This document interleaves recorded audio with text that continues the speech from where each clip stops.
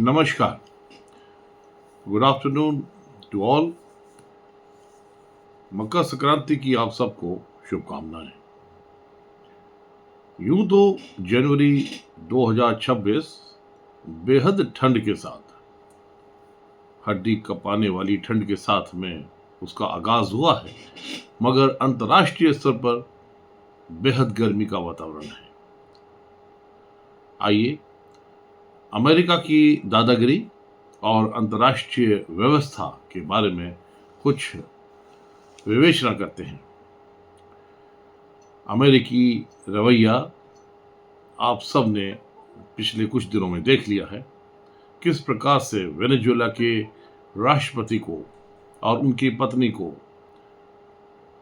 उनके पैलेस से उठाया गया। उनको अरेस्टेड हालत में अमेरिका की फेडरल जेल में बंद कर दिया गया और यह भी कहा गया कि उन पर अमेरिका में ही मुकदमा चलेगा। किस अंतर्राष्ट्रीय संबंधों में या किस अंतर्राष्ट्रीय ट्रीटी या संधि या अंतर्राष्ट्रीय अरेंजमेंट्स में इस तरह का प्रावधान है कि एक देश दूसरे देश के राष्ट्रपति को इस प्रकार से अपने सैन्य बल के जोर पर उठा ले और अपने देश में ले जाए। जाहिर सी बात है कि अमेरिका की सैन्य शक्ति दुनिया की सबसे बड़ी सैन्य शक्ति के रूप में है, और अगर यह वेनेजुएला में हो सकता है तो मैं आपको यकीन दिलाता हूं कि दुनिया के तकरीबन 40 देशों में अमेरिका कभी भी किसी भी कोने में वहां के सबसे प्रमुख व्यक्ति को उठाने की काबिलियत भी रखता है। मगर क्या यह दुनिया में अंतर्राष्ट्रीय मंच पर इसको मान्यता प्राप्त हो सकती है? क्या इसे मान्यता दी जा सकती है? यह आज सवाल हमारे सबके सामने खड़ा हुआ है। अमेरिकी रवैया है कि प्यार से नहीं तो बल से, यह खुली धमकी दी गई है। अमेरिका द्वारा वेनेजुएला, लैटिन अमेरिका, ग्रीनलैंड और अतीत में तो अलास्का जैसे भूभागों के संदर्भों में यह सब देशों में इन भूभागों पर यह अपनाया गया दृष्टिकोण है और यह संकेत देता है, बल्कि साफ तौर पर डोनाल्ड ट्रंप साहब ने कहा है कि अगर सहमति से नहीं तो बल प्रयोग से प्रभुत्व स्थापित किया जाएगा। यह दृष्टिकोण संप्रभुता यानी कि सॉवरेनिटी की मूल अवधारणा का उल्लंघन है, संयुक्त राष्ट्र चार्टर के अनुच्छेद 2.4 के प्रतिकूल है और 21वीं सदी में भी औपनिवेशिक मानसिकता की यह निरंतर एक प्रदर्शनी है। ग्रीनलैंड जैसे क्षेत्र में जो डेनमार्क नाटो का सदस्य है उसके अंतर्गत आते हैं, उसको लेकर बल प्रयोग की धमकी देना सीधे सीधे अंतर्राष्ट्रीय शांति के लिए खतरा है। दूसरा पॉइंट कि नाटो पर इसका क्या प्रभाव है।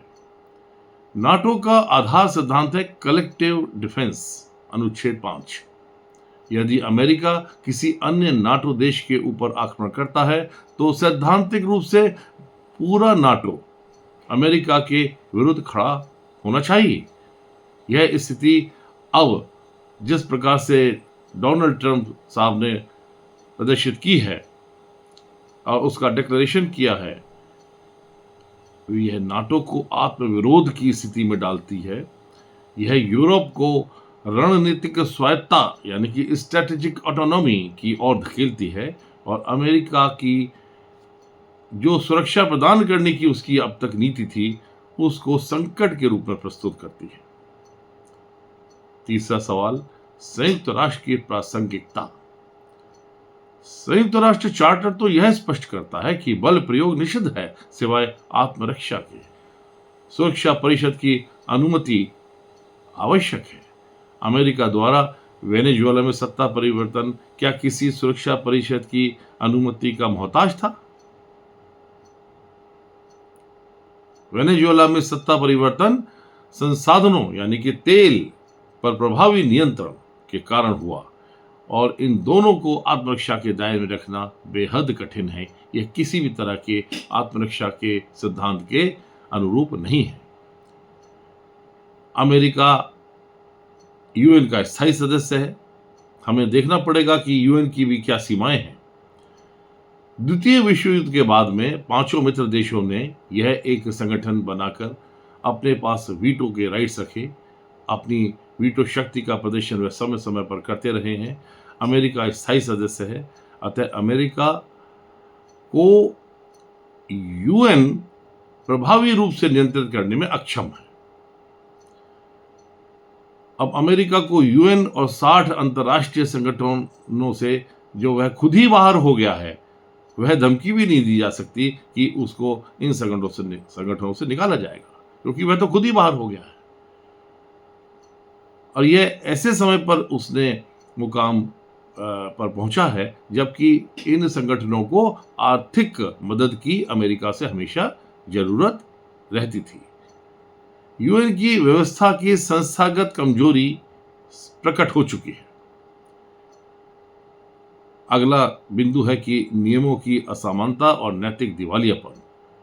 अब अमेरिका हमला करे तो राष्ट्रीय सुरक्षा है और रूस यूक्रेन पर हमला करे तो अंतर्राष्ट्रीय अपराध। यह कैसे संभव होगा? चीन ताइवान पर कदम रखे तो अमेरिका कहता है कि दुनिया हिल जाएगी। चीन की हिम्मत नहीं है। अब चीन की हिम्मत है कि नहीं यह तो समय बताएगा, मगर इस तरह की धमकियों से यह जरूर एक सामने सवाल खड़ा हो रहा है कि क्या विश्व कायम रह पाएगा? क्या मानवता अब अपने आखिरी मोड़ पर आकर खड़ी हो गई है और मुंह देख रही है किसी एक व्यक्ति का जो इस समय अंतर्राष्ट्रीय स्केल्स के ऊपर अगर किसी की गणना की जाए तो हम कह सकते हैं कि किसी देश के राष्ट्रपति का, खास तौर से यूएस के राष्ट्रपति का जो कंप्लीट कंडक्ट है और बिहेवियर है, वह एक मानसिक दिवालियापन का है। अब कानून निरपेक्ष होता है यूएन, मगर वहां पर किसी भी प्रकार से न्यूट्रलिटी ऑब्जर्व नहीं की जा रही है। तो यहीं पर हम देखते हैं कि पूरी तरीके से एक नैतिक शून्यता ने अंतर्राष्ट्रीय मंच को जकड़ लिया है और नियम आधारित व्यवस्था की तो विश्वसनीयता तकरीबन समाप्त है।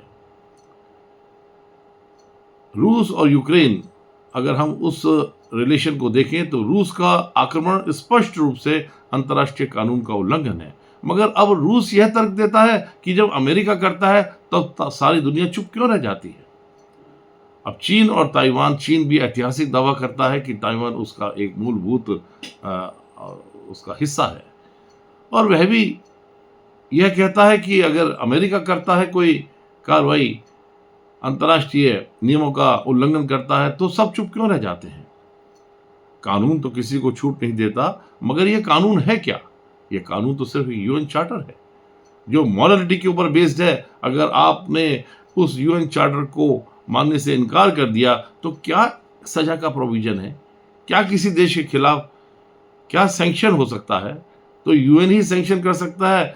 ज्यादा से ज्यादा यह हो सकता है कि उस देश को यूएन से निकाल दिया जाए। ज्यादा से ज्यादा यह हो सकता है कि उस देश के साथ में बाकी देश अपने रिलेशंस को कट ऑफ कर लें, मगर क्या ऐसा प्रैक्टिकली हो पा रहा है?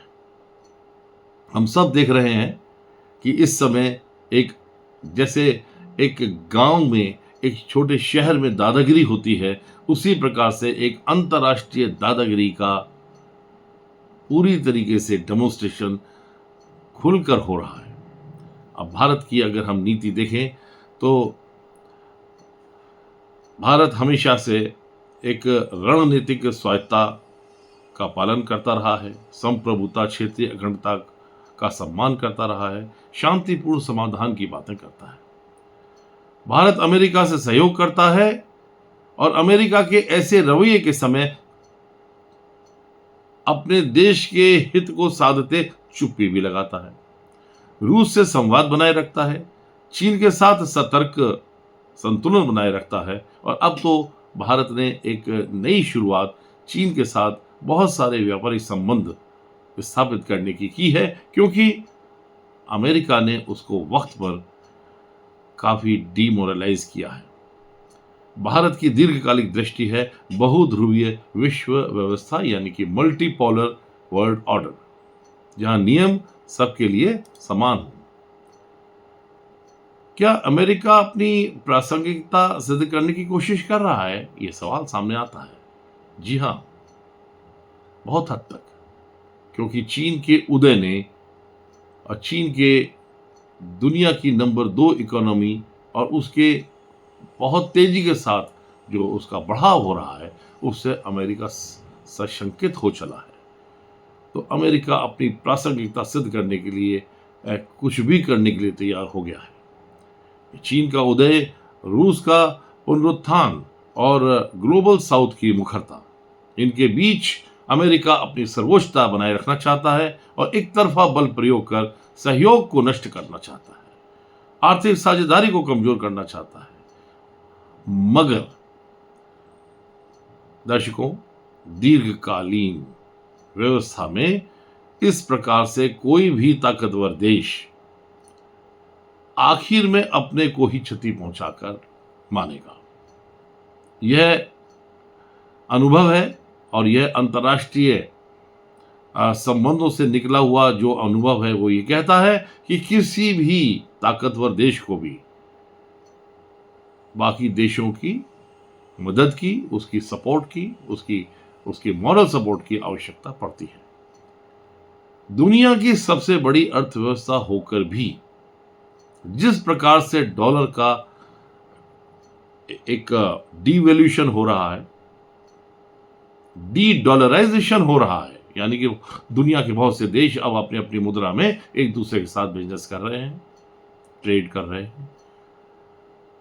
जिस प्रकार से चीन की इकोनॉमी तेजी से बढ़ रही है, जिस प्रकार से भारत की जीडीपी 6.7 और उससे आगे की परसेंटेज को मेंटेन रखे हुए है और अमेरिका की जीडीपी 2% के आसपास इर्द गिर्द घूम रही है, ये कुछ इंडिकेशंस हैं कि दुनिया की सबसे बड़ी अर्थव्यवस्था भी यदि म्यूचुअलिटी और ट्रस्ट को त्यागेगी तो वर्तमान क्षमता में वह टिक नहीं पाएगी। अब मूल समस्या क्या है कि मूल समस्या कानून की कमी नहीं है। मूल समस्या यह नहीं है कि यूएन ऐसा ही नहीं था कमजोर जैसा पहले था, जैसा आज है ऐसा ही है, शुरू से ही ऐसा है। मगर जो एहसास यूएन के लिए बाकी देशों में एक मॉरल बेसिस के ऊपर हुआ करता था, उसमें बेहद कमी आई है। समस्या नैतिक साहस और समान अनुप्रयोग की है। जब तक शक्ति कानून से ऊपर रहेगी और नियम चुनिंदा देशों पर लागू होंगे, तब तक यूएन कमजोर रहेगा, नाटो अस्थिर रहेगा और वैश्विक व्यवस्था अविश्वसनीय रहेगी। अंत में मैं ये कहना चाहूंगा कि यदि नियम केवल दुर्बल देशों के लिए हैं और बलवानों के लिए अपवाद, तो यह अंतरराष्ट्रीय व्यवस्था नहीं है, यह तो सिर्फ बल का वैधकरण यानी कि लेजिटिमाइजेशन ऑफ माइट है। कुल मिलाकर यह समय आ गया है कि सभी देश एक साथ बैठें और अमेरिका के इस रवैये को बाधित करें और यह बताएं कि अकेले अमेरिका पूरे विश्व की संरचना को अफेक्ट नहीं कर सकता। मगर यह काम तभी होगा जब सभी देश यह समझ जाएं कि आज अगर किसी और देश का नंबर है पराजय में या एम्ब्रेसमेंट में, यानी कि एक बेहद शर्मनाक एक ये हरकत हुई है जिसमें कि एक प्रेसिडेंट को रात को 2 बजे उठाया गया और उसको अरेस्ट करके न्यूयॉर्क ले जाकर फेडरल जेल में बंद कर दिया गया। तो आज जिस किसी भी देश का स्थान हो, मगर कल किसी और का भी नंबर आ सकता है। इसी के साथ यह विवेचना समाप्त करता हूं और आगे आने वाले समय में मैं इस पूरे अमेरिका के आक्रामक रुख और अंतर्राष्ट्रीय विधि का जो एक तहस नहस हुआ है, उस पर एक कानूनी टिप्पणी के साथ आपके सामने आऊंगा। नमस्कार।